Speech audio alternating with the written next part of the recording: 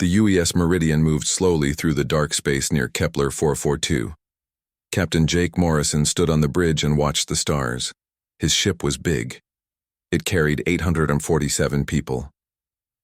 They were going to start a new colony on a planet far from Earth. Jake looked at the screen in front of him. Numbers moved across it. Speed, fuel, air, food. Everything looked good. His crew had been flying for 6 months. They were close to their new home now. "Captain," said Pete Adams. He was the man who watched. "The computers. I'm getting something strange." Jake walked over to Pete's station. "What do you see?" Pete pointed at his screen. "There's an energy reading. It's coming from that direction." He pointed to the left side of the ship. "How far away?" Jake asked. "Maybe 2 days of flying." "But Captain, I've never seen energy like this before. It's not like our power systems, it's not like anything we know." Jake thought about this. They were supposed to go straight to the new planet. But this energy reading was interesting. As a captain, he had to check things that might be dangerous. "Can you tell me more about it?" Jake asked. Pete worked on his computer. "It's very strong, stronger than our main engine, but it's not moving, it's just sitting there in space." "Maybe it's a ship," said Linda Hayes. She was the woman in charge of weapons. "Maybe someone else is out here." Jake nodded. "That's what I'm thinking too. Pete, change our course. Let's go look at this energy source." "Yes, Captain," Pete said. His fingers moved fast on the controls. Dr. Lisa Parker came onto the bridge. She was the ship's main scientist. She had been Jake's friend for many years. They had studied together on Earth. "I heard we're changing course," Lisa said. "What's happening?" Jake told her about the energy reading. Lisa's eyes got bright with interest. She loved finding new things. "This could be very important," Lisa said. "If there's another race out here, we need to know about it. Earth needs to know." The ship turned slowly. It took time to change direction when you were moving so fast through space. Jake told his crew about the new plan. Most of them were excited. They had come to space to find new things. 2 days later, they got close to the energy source. Jake called all his important people to the bridge. Pete worked at his computer. Linda watched for any danger. Lisa looked at her science equipment. "What do you see?" Jake asked. "It's not a ship," Pete said. "It's something else, something I can't understand." On the main screen, they could see a strange object. It was big, maybe as big as their ship, but it didn't look like any ship they had ever seen. It was round and smooth. It glowed with soft blue light. "The energy is coming from inside it," Lisa said. "But I can't tell what kind of energy it is. My equipment can't read it properly." "Is it dangerous?" Jake asked Linda. Linda checked her weapon systems. "I don't know, it's not pointing anything at us, but the energy is so strong it could probably hurt us if it wanted to." Jake made a hard choice. "We're going to get closer, but slowly. Everyone stay ready." The Meridian moved closer to the strange object. As they got near, the object began to change. The blue light got brighter. Lines of light started moving across its surface. "Captain," Pete said. His voice sounded worried. "Something's happening to our systems." Jake looked around the bridge. The lights were getting dimmer, the computers were making strange sounds. "What's wrong?" Jake asked. "The object is doing something to us," Pete said. "It's pulling our power, but not taking it away. It's like it's talking to our computers." Lisa looked at her equipment. "Jake, this is incredible. The object is scanning us. It's learning about our ship, our technology, even about us." "Can we stop it?" Jake asked. "I don't think so," Pete said. "It's too strong." The blue light from the object got even brighter. Now it was touching their ship. Jake could feel something strange happening. The air felt different, the sounds were different. "Captain," said Linda, "my weapons aren't working. Nothing's working properly." Jake tried to call Earth on the radio, but the radio was dead. All their communication was gone. The strange object moved closer. Now it was right next to their ship. The blue light covered everything. Jake could see his crew looking scared. "Everyone, stay calm," Jake said. We don't know what this is yet, it might not want to hurt us. But as he said those words, Jake felt the ship beginning to shake. The lights went out completely. Then they came back on, but they were blue now, like the light from the object. Jake, Lisa said quietly, I think we're in trouble. That was the last message Earth ever got from the UES Meridian. The ship and all 847 people on it simply disappeared. No explosion, no wreckage, nothing. They were there one moment and gone the next. On Earth, Dr. Lisa Parker waited for news. She had stayed behind to help plan the colony. When the Meridian stopped sending messages, everyone got worried. Ships were sent to look for them. But they found nothing. Years passed. Earth declared the Meridian and its crew lost in space. But Lisa never stopped believing that Jake and his people were still alive somewhere. She kept studying the last messages from the ship. She was sure something amazing had happened, not something terrible. But she was wrong about one thing. What happened to the Meridian was both amazing and terrible, and it would change everything for humanity. 27 years had passed since the Meridian disappeared. Earth had built more ships and sent more people to the stars. Humans now lived on 12 different worlds. They had learned to travel faster and build better colonies. Admiral Karen Blake stood on the bridge of the UES Defiance. She was in charge of all human military ships in the Tau Ceti system. This was humanity's newest and furthest colony. 10,000 people lived here now. Admiral, said her communications officer, Tony Miller, we're getting strange readings from the edge of the system. Karen walked over to look at his screen. She was a tall woman with gray hair. She had been in space for 30 years. What kind of readings?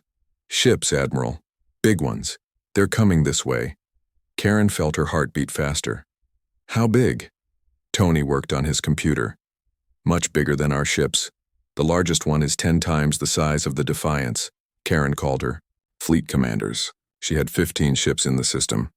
Good ships with good crews. But if these new ships were hostile, 15 wouldn't be enough. This is Admiral Blake to all ships. We have unknown vessels approaching. Battle stations. Stay together and wait for my orders. On the planet below, Governor Rick Stone got the message.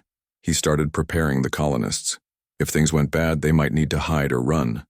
The unknown ships came closer. Soon they could see them on the main screen. Karen had never seen anything like them. The ships were made of some kind of crystal. They sparkled in the light from the Tau Ceti star. They moved without any visible engines. Admiral, said Commander Sally White from the destroyer UES Ranger.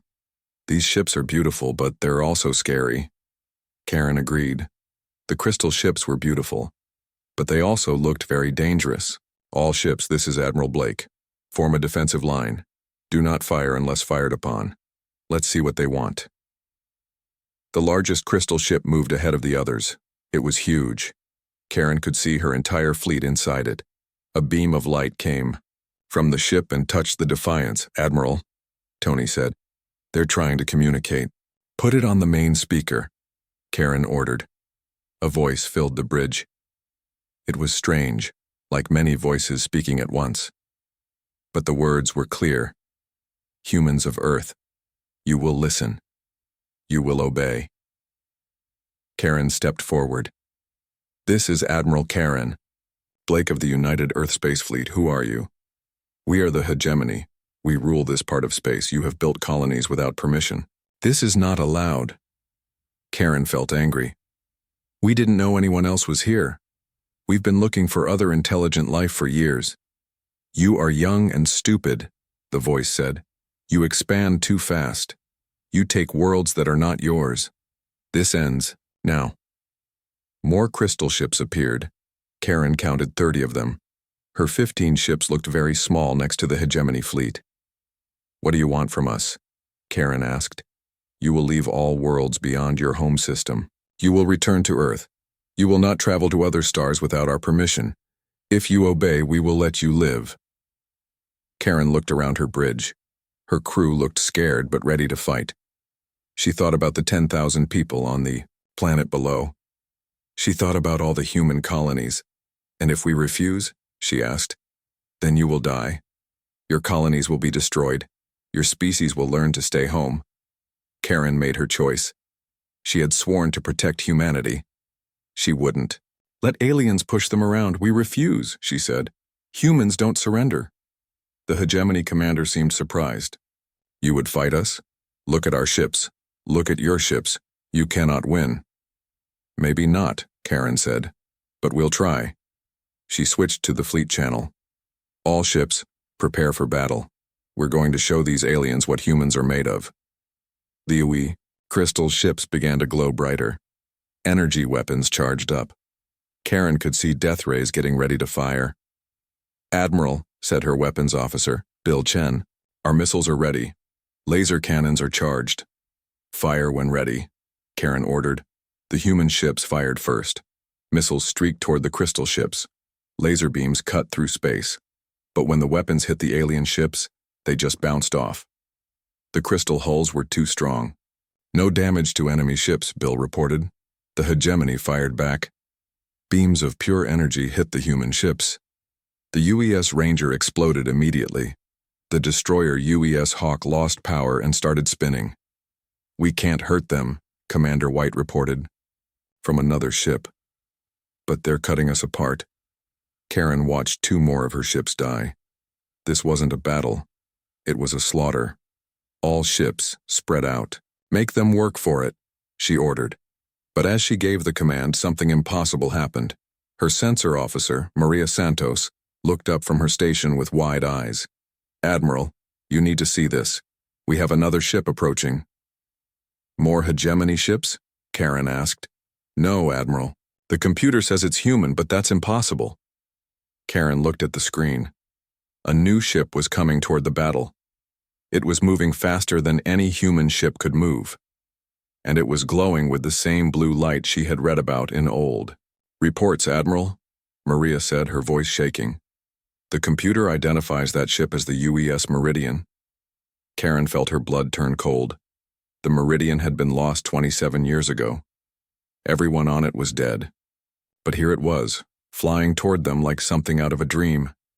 That's impossible, she whispered. The Meridian came closer. Karen could see it clearly now. It still looked like a human ship, but it had changed. Crystal structures grew along its hull, just like the hegemony ships, but the crystal was different. It glowed with warm blue light instead of cold white light. Admiral, Tony said, the Meridian is sending a message. Put it through, Karen ordered. A familiar voice came over the speaker. An older voice, but one Karen knew from history recordings. This is Captain Jake Morrison of the UES Meridian. Admiral Blake, please hold your fire. I need to talk to both fleets. Karen sat down hard in her chair. Jake Morrison had been dead for 27 years, but somehow he was here, in the middle of the biggest crisis humanity had ever faced. The hegemony ships had stopped firing too. They seemed just as confused as the humans. Captain Morrison, Karen said, how is this possible? Where have you been? It's a long story, Admiral, but right now we need to stop this fight. I have things to show both of you, things that will change everything. The 3 fleets hung in space, nobody moving. The hegemony ships had stopped their attack. The human ships waited for orders, and the impossible UES Meridian sat between them all. Admiral Karen Blake stared at the main screen. The Meridian looked familiar but also completely different. The blue crystal growths along its hull pulsed with inner light. Strange energy patterns flowed across its surface like living things. Captain Morrison, she said slowly, you've been missing for 27 years. Everyone thinks you're dead. Jake's voice came through clearly. He sounded older but also stronger. Somehow, we're very much alive, Admiral. All 847 of us, but we're not exactly the same as when we left. The hegemony commander spoke up. His voice was angry. Humans, this changes nothing. Your ship may have new technology, but you are still just one vessel. Are we? Jake asked. Let me show you something. The Meridian began to glow brighter. The crystal structures on its hull started spinning. Energy built up around the ship like a storm. Admiral Blake, Jake said, please move your ships back. I don't want to hurt anyone by accident. Karen gave the order. Her remaining ships moved away from the Meridian. The hegemony ships stayed where they were.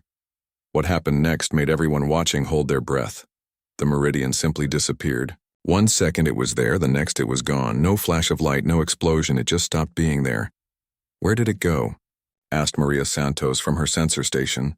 Before anyone could answer, the Meridian appeared again. But now it was right next to the largest hegemony ship. The alien vessel was 10 times bigger, but somehow the Meridian looked more dangerous. How did you do that? The hegemony commander demanded. We learned some new tricks, Jake said. But let me show you another one. A beam of blue energy came from the Meridian. It touched the hegemony flagship. Immediately, all the lights on the alien ship went out. Its engines stopped working. The massive crystal vessel began to drift. Our systems are offline, the hegemony commander said. His voice sounded scared now. What have you done to us? Nothing permanent, Jake replied. Your ship will work again. In a few minutes. I just wanted your attention. The Meridian disappeared again and reappeared in its original position between the two fleets. The hegemony ships tried to target it, but their weapons couldn't lock on. Every time they tried to fire, the Meridian was somewhere else. Impossible, the alien commander whispered. Admiral Blake felt a mixture of hope and fear.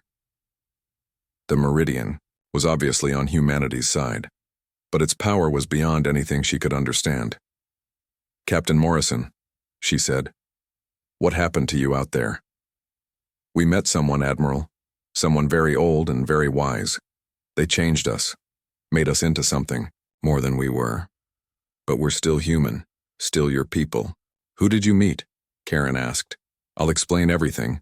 But first, I think we need to have a proper conversation. All three of us together. Commander of the hegemony, will you agree to a meeting?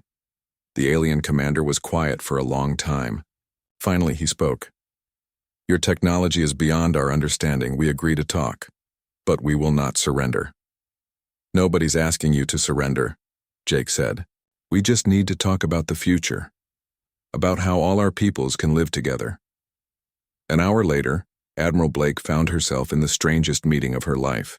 She was aboard the Meridian, in a conference room that shouldn't exist. The room was bigger inside than the ship was outside. The walls glowed with soft blue light. Captain Jake Morrison sat across from her. He looked older than he should after 27 years, but also younger somehow. His eyes held knowledge that seemed impossible for any human to have. The hegemony commander was there too. He was tall and thin, with skin like polished crystal. His name was Zektar, and he was obviously uncomfortable. Your ship defies the laws of physics, Zektar said. How is this room possible? Jake smiled. The laws of physics are more flexible than most people think. Space and time can be bent if you know how. But you're human, Zektar said. Your species is barely out of its home system. You shouldn't have this knowledge. That's true, Jake agreed. We didn't have it when we left Earth. We learned it from someone else. Karen leaned forward. Who, Jake? Who taught you these things? Jake was quiet for a moment. Then he began to tell them the most incredible story Karen had ever heard. When we found that strange object near Kepler 442, it wasn't just scanning us. It was testing us. The object belonged to a being older than our galaxy, a creature that exists partly in our dimension and partly in others. That's impossible, Zektar said. So is this room, Jake replied. But here we are. This being has been watching the galaxy for millions of years. It's seen thousands of species rise and fall. Most of them follow the same pattern. What pattern? Karen asked. They develop technology. They spread to other worlds. They fight wars. They either destroy themselves or become so focused on control that they stop growing. They become stagnant. Zektar shifted uncomfortably. Karen could see that Jake's words had hit home. The being was looking for something different, Jake continued.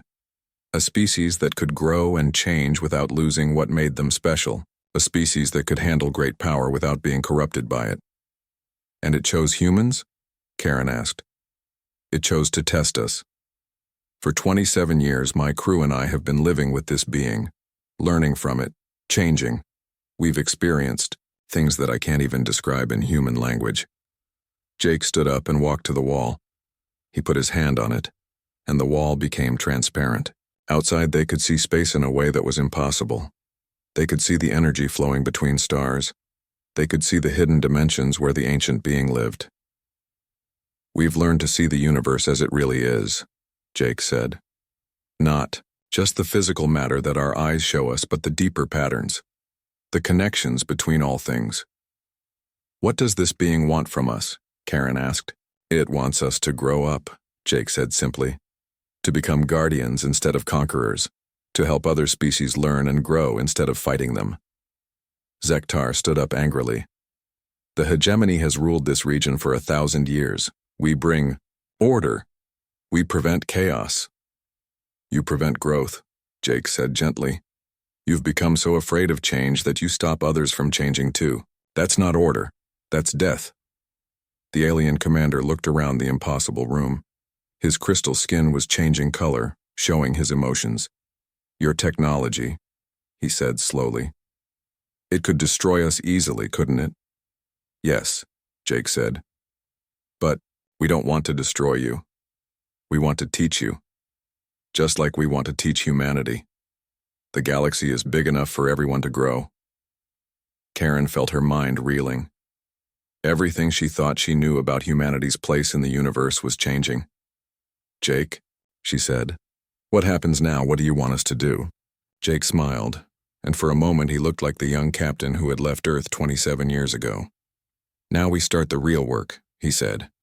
"We start building a galaxy where every species can reach its full potential, where wisdom matters, more than weapons, where growth never stops." Outside the window, the stars seemed to pulse with new meaning. The universe was about to change, and humanity was going to lead the way. Jake Morrison led Admiral Blake and Commander Zektar deeper into the meridian. The corridors were familiar but changed. The walls glowed with soft light that seemed to come from within the metal itself. Strange symbols moved across the surfaces, like living writing. "How many of your crew are still alive?" Karen asked as they walked. "All of them," Jake replied. "But they're different now. We all are. Let me show you." They entered what had once been the engineering section. Karen recognized the basic layout, but everything else was wrong. The old fusion reactor was gone. In its place stood something that looked like a crystal tree. Energy flowed through it in patterns that hurt to look at directly. A woman walked toward them. She looked human, but Karen could see that something had changed. Her eyes held depths that seemed impossible. When she moved, she seemed to flow rather than walk. "Admiral Blake," the woman said. "I'm Chief Engineer Nancy Rodriguez. I've been looking forward to meeting you." Karen shook her hand. Nancy's skin felt warm but also strange, like touching water that was somehow solid. "Nancy was our best engineer," Jake explained. "Now she can talk directly to machines. She doesn't need computers or controls. She just thinks, and the ship responds." Nancy smiled. "It's hard to explain. The boundary between my mind and the ship's systems isn't clear anymore. We're partners now, not just user and tool." Zektar looked around nervously. "This is not natural. Organic beings should not merge with technology." "Why not?" asked another voice. A man appeared from behind the crystal tree. He looked young, maybe 30 years old, but Karen knew he should be much older. "Dr. Ben Carter," Jake said. "Our former chief medical officer. Ben has learned to heal in ways that our old medicine never dreamed of." Ben nodded to Karen and Zektar. "I can fix damage to both organic, tissue, and mechanical systems now. The difference between them isn't as important as we used to think." "Show them," Jake said gently. Ben held out his hand. Light gathered in his palm, forming into a small glowing sphere. "This is pure healing energy. I can use it to repair anything that's broken. Bodies, machines, even damaged space itself." Threw the sphere into the air. It expanded and flowed over all of them. Karen felt better than she had in years. Old aches disappeared. Her mind felt clearer. Even her gray hair seemed to get some color back. Zektar gasped. "My damaged chest armor, it's been broken for years. Now it's perfect again." "The being that taught us doesn't see differences the way we do," Jake explained. Matter, energy, mind, space, time, they're all just different aspects of the same thing. When you understand that, you can learn to work with all of them. They continued the tour. In the science section, they met Dr. Helen Park. She was doing experiments that seemed like magic. She could create matter from pure energy. She could look into other dimensions and see things happening on distant worlds. Distance is just another dimension, Helen explained. When you learn to step outside normal space, you can be anywhere you want instantly. In the communications center, they found Lieutenant Gary Stone. He was talking to someone, but there was no one else in the room. "Who are you talking to?" Karen asked. "A scientist on Earth," Gary replied. "He's working on a problem with faster-than-light communication. I'm helping him solve it." "But Earth is years away," Zektar protested. "Not if you know how to think outside normal time," Gary said.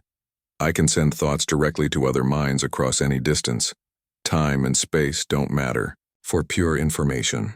As they walked through the ship, Karen began to understand what had happened to Jake's crew. They had become something more than human. But they were still recognizably human. They still cared about each other. They still laughed and joked. They had just learned to use abilities that most people didn't know existed. "How is this possible?" she asked Jake. "How can humans change this much?" "The being showed us that consciousness is more flexible than we thought," Jake explained. "Our brains, our bodies, even our DNA, they're all just tools. The real us, the part that thinks and feels and dreams, that can learn to work with reality in ways we never imagined." They reached the bridge of the ship. It looked nothing like the bridge of a normal human vessel. Instead of screens and computers, there were floating crystals that showed information in 3 dimensions. The crew members weren't sitting at stations. They were standing in the center of the room, their hands touching the crystals, their minds connected directly to the ship's systems. "This is how we navigate," Jake explained. "We don't plot courses on computers. We feel our way through space, sensing the currents of energy that flow between stars." A young woman turned toward them. Karen recognized her as Lieutenant Amy Foster, but she looked very different. Her hair was white instead of brown and her eyes glowed with soft blue light. "Welcome to the bridge, Admiral," Amy said. "We've been monitoring your fleet. Your crews are brave. They were ready to die fighting for humanity's freedom." "They still are," Karen said firmly. "Good," Jake said. "We're going to need that courage. What we're going to ask of humanity won't be easy." "What do you mean?" Karen asked. Jake gestured to the floating crystals around them. Images appeared showing different parts of the galaxy. "The being that taught us has been protecting this region of space for millions of years. But it's tired. It wants to move on to other dimensions, other realities. It needs someone to take its place." "Take its place doing what?" Zektar asked. "Watching over the younger species," Jake replied. "Helping them grow, protecting them from threats they're not ready to handle, keeping the peace between different races." Karen felt a chill. "You're talking about ruling the galaxy." "Not ruling," Jake said firmly. "Guarding. There's a difference. A ruler takes power for himself. A guardian uses power to help others grow." Amy Foster spoke up. "We've been watching the hegemony for years, Admiral. They started as guardians too, but over time, they became afraid of change, afraid of losing control, so they stopped helping other species grow. They started controlling them instead." Zektar's crystal skin darkened with shame. "It's true. We have become what we once fought against. But it doesn't have to stay that way," Ben Carter said. "The same knowledge that changed us can change anyone who's willing to learn. The question is whether you want to grow or stay the same." Jake looked directly at Karen. "The being has offered to teach humanity what it taught us. But not everyone will be able to handle the change. It requires letting go of old ideas about what's possible. It requires trusting in something bigger than yourself." "And if we refuse?" Karen asked. "Then nothing changes," Jake said.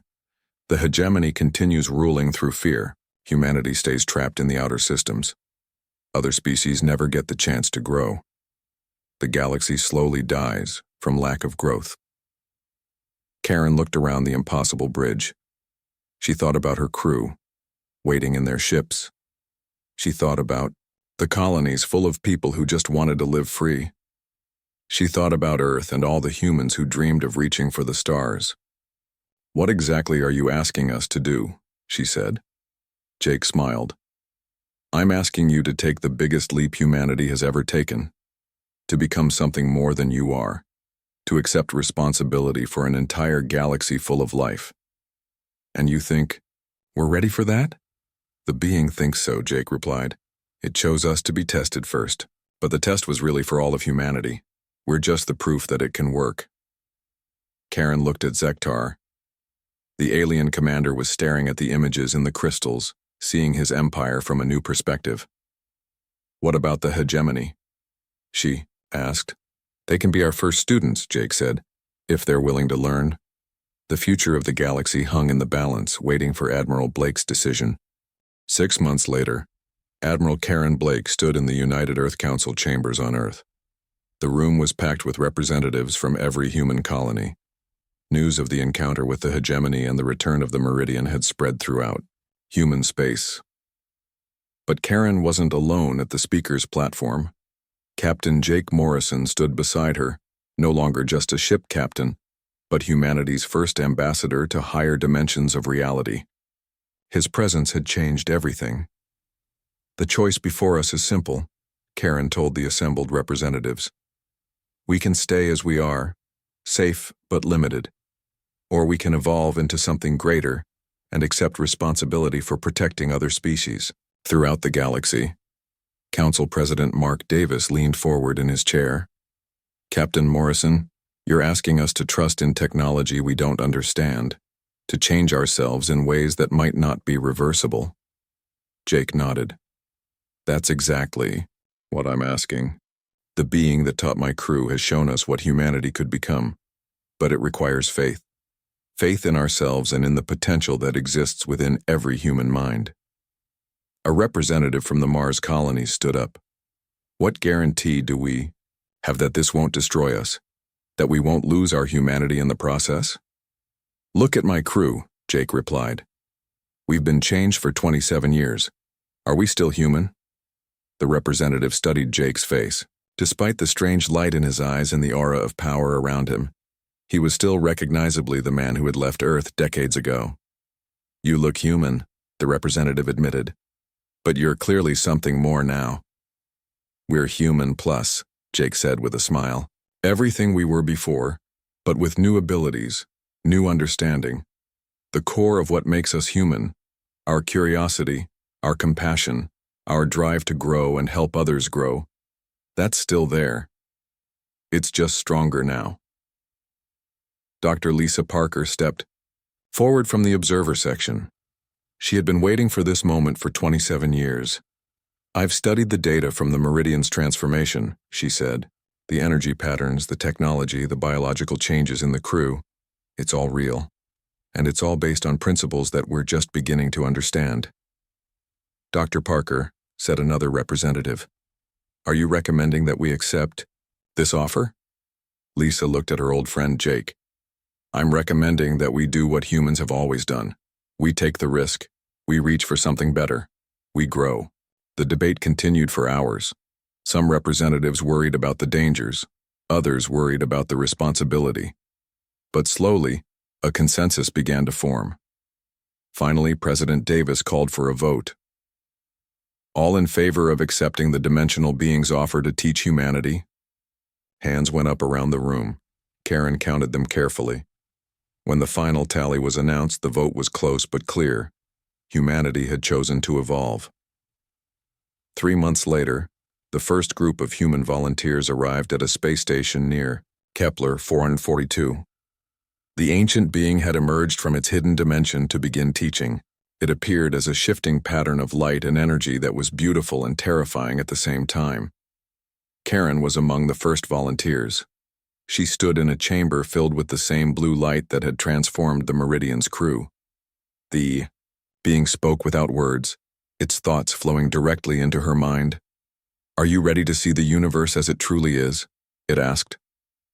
I'm ready, Karen replied. The transformation was unlike anything she had ever experienced. Her consciousness expanded beyond her body, beyond the space station, beyond normal reality. She could see the energy patterns that connected all living things.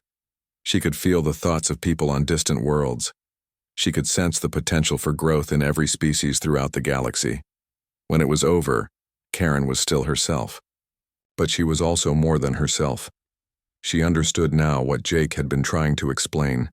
The change didn't replace humanity, it enhanced it. Over the following months, thousands of humans underwent the transformation. Not all of them could handle it. Some chose to remain unchanged, and that was accepted. The being had made it clear that forcing evolution never worked. But those who did change became the foundation of something new. They formed the Guardian Corps, a group dedicated to protecting and nurturing young civilizations throughout the galaxy. Their first major success was with the hegemony. Commander Zektar had returned to his people with stories of human transformation. Many of his species had been skeptical, but some were curious. The first hegemony volunteers began arriving at the training station. The transformation was harder for them. Their species had been stagnant for so long that change felt like death. But gradually, some of them began to see the possibilities. We had forgotten how to dream, Zektar said after his own transformation. We had become so focused on control that we stopped growing. The humans have shown us that growth and stability can coexist. Jake Morrison, now the leader of the Guardian Corps, stood on the observation deck of the new Guardian station. Through the transparent walls, he could see ships from dozens of different species. They had come to learn, to grow, to become part of something larger than themselves. Dr. Lisa Parker joined him at the window. She had undergone the transformation 6 months ago and was now working on developing new technologies that merged human engineering with dimensional science. Do you ever regret it? She asked. Losing the simple life we used to have? Jake considered the question. I miss some things about the old days, but I wouldn't go back. We're not just exploring space anymore. Lisa, we're exploring reality itself. We're becoming what we were always meant to be. Below them, in the training chambers, new groups of volunteers were beginning their transformations. Humans, hegemony crystal beings, and representatives from 3 other species that had recently made contact. Each species brought their own strengths and perspectives to the Guardian Corps. The ancient being had been true to its word. As more species learned to evolve and grow, it began to withdraw from active involvement in galactic affairs. It was preparing to move on to other dimensions, other realities, confident that the galaxy was in good hands. Admiral Blake, now Guardian Commander Blake, received reports from Guardian teams throughout the galaxy. A young species in the Vega system had been contacted and was being gently introduced to galactic civilization. A war between 2 older species had been prevented through diplomatic intervention. Pirates threatening trade routes had been stopped with minimal violence. The galaxy is healing, she reported to the Guardian Council. Species that haven't spoken to each other in centuries are beginning to cooperate. Growth is replacing stagnation. But the most important change was happening on Earth itself. As news of the Guardian Corps spread, humanity was changing even without dimensional transformation. People were thinking bigger, dreaming larger, reaching for possibilities they had never considered before. Children grew up knowing that their species was part of something vast and wonderful. They learned that humanity's greatest achievement wasn't conquering space but learning to help others grow. Schools taught dimensional science alongside traditional subjects. Art and literature explored themes of evolution and transcendence. Jake often returned to Earth to speak at schools and universities. His favorite question came from a young girl in New York. Mr. Morrison, she asked, will I be able to become a guardian when I grow up? That depends, Jake replied. Do you want to help other people become the best they can be? Yes, the girl said enthusiastically. Then you're already on your way, Jake told her. Being a guardian isn't about having special powers. It's about caring enough to help others grow. As Jake spoke, he could see the future spreading out before humanity. Not a future of conquest or domination, but one of growth and exploration, a future where humanity would help guide the galaxy toward its full potential. The Meridian had been lost in space 27 years ago, but it had returned as something greater, carrying within it the seeds of humanity's ultimate destiny, not as rulers of the galaxy, but as its gardeners, helping new life flourish wherever it appeared. The stars no longer looked cold and distant to human eyes. They looked like opportunities, like gardens waiting to be tended, like the next step in an adventure that would never truly end. Humanity had found its purpose among the stars, and the galaxy would never be the same.